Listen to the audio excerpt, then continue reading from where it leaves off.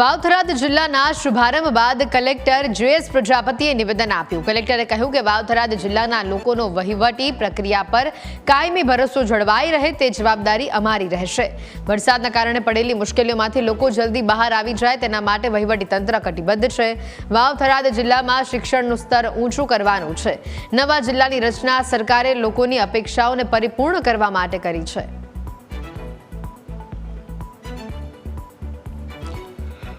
નવા જિલ્લાની રચના સરકારે લોકોની જે અપેક્ષાઓ છે અપેક્ષાઓને પરિપૂર્ણ કરવા માટે સરકારે નવા જિલ્લાની રચના કરી છે. ખાસ કરીને લોકોને રોજબરોજના કામો માટે છેક પાલનપુર સુધી જવું ન પડે અને થરાદમાં જ એમના જે જિલ્લા કક્ષાના જે પ્રશ્નો છે એમનો થરાદમાં જ ઉકેલ આવે તે માટે સરકારે નવા જિલ્લાની રચના કરી છે. મારી જિલ્લાના વહીવટીતંત્રના વડા તરીકે મારી આ પ્રથમ નિમણૂક છે.